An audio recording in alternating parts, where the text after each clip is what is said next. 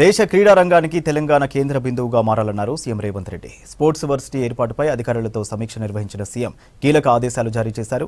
రాబోయే ఒలింపిక్స్ లో పతకాలే లక్ష్యంగా ప్రతి క్రీడను ప్రోత్సహించాలని చెప్పారు. ఇక ఇటు రేవంత్ రెడ్డి నివాసంలో రాఖీ వేడుకలు వైభవంగా జరిగాయి. మహిళా మంత్రులు, కాంగ్రెస్ నేతలు రేవంత్ రెడ్డికి రాఖీ కట్టారు.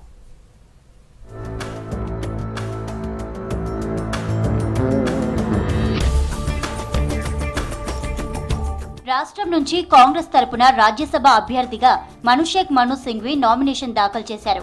కార్యక్రమానికి సీఎం రేవంత్ రెడ్డితో పాటు డిప్యూటీ సీఎం బట్టి విక్రమార్క, మంత్రులు, ఎమ్మెల్యేలు, ఎంపీలు హాజరయ్యారు.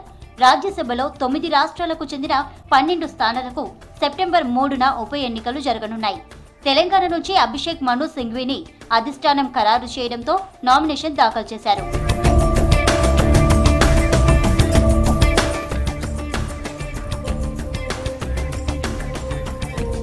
కండక్టర్ల తయారీ సంస్థ కేన్స్ ప్రతినిధులు సీఎం రేవంత్ రెడ్డిని కలిశారు. సెక్రటేరియట్లో మంత్రి శ్రీధర్ బాబుతో కలిసి రేవంత్ రెడ్డితో భేటీ అయ్యారు.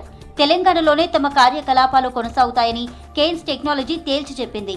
రాష్ట్ర అభివృద్ధిలో భాగస్వామ్యం అవుతామని ఈ సందర్భంగా స్పష్టం చేశారు ఆ సంస్థ సీఈఓ రఘు ఫణికర్. ఈ నెల 23న కొంగరకలాన్లో కేన్స్ సంస్థ అడ్వాన్స్డ్ ఎలక్ట్రానిక్ యూనిట్ ను ప్రారంభించనున్నట్లు చెప్పింది. కార్యక్రమానికి హాజరు కావాల్సిందిగా సీఎంకు ఇన్విటేషన్ ఇచ్చారు ప్రతినిధులు.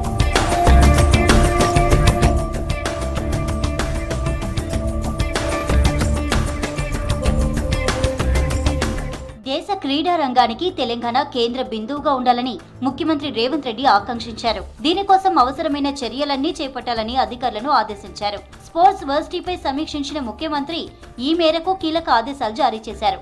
యంగ్ ఇండియా స్పోర్ట్స్ వర్సిటీ ఏ విధంగా ఉండాలనే దానిపై పలు సూచనలు చేశారు. ప్రతి క్రీడకు ప్రాధాన్యం దక్కేలా చూడాలని చెప్పారు. తెలంగాణ భౌగోళిక దృష్ట్యా రాష్ట్రానికి అవసరమైన క్రీడలను గుర్తించాలన్నారు. అంతర్జాతీయ ప్రమాణాలతో వర్సిటీ ఉంటుందని, ప్రతి లోక్సభ నియోజకవర్గంలో క్రీడా పాఠశాల నిర్మిస్తామని తెలిపారు. ఇక దీనికి హైదరాబాద్లోని స్పోర్ట్స్ యూనివర్సిటీ కేంద్ర బిందువుగా ఉండాలని సూచించారు.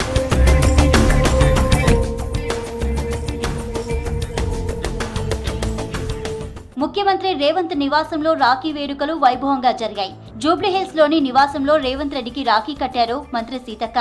ఎంపీ కావ్య, ఎమ్మెల్యేలు పర్ణికారెడ్డి, రాగమై, కార్పొరేషన్ చైర్మన్లు బండ్రు శోభారాణి, నేరెళ్ల శారద, కాల్వ సుజాత కూడా ముఖ్యమంత్రికి రాఖీలు కట్టారు. ఈ సందర్భంగా ఆడపడుచులకు రాఖీ పండుగ శుభాకాంక్షలు తెలిపారు రేవంత్ రెడ్డి.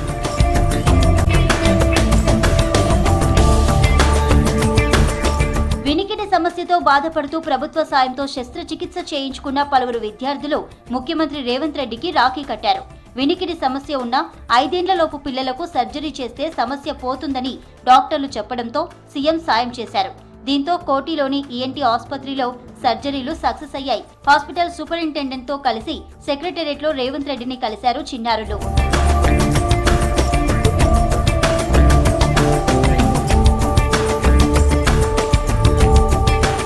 తల్లి ఆత్మహత్యతో ఒంటరైన బాలిక దుర్గకు అన్ని విధాలా అండగా ఉంటామన్నారు సీఎం రేవంత్ రెడ్డి. నిర్మల్ జిల్లా తానూరు మండలం బేల్ తరోడా గ్రామానికి చెందిన ఒంటరి మహిళ గంగామణి ఆత్మహత్య చేసుకుంది. దీంతో ఆమె కుమార్తె దుర్గా అనాథగా మారింది. తల్లి అంత్యక్రియలకు డబ్బులు లేక దుర్గా భిక్షాటన చేసింది. ఈ విషయం ముఖ్యమంత్రి దృష్టికి రావడంతో వెంటనే స్పందించారు. బాలికకు విద్య, వైద్యం, ఇతర అవసరాలకు అండగా నిలవాలని కలెక్టర్ను ఆదేశించారు సీఎం.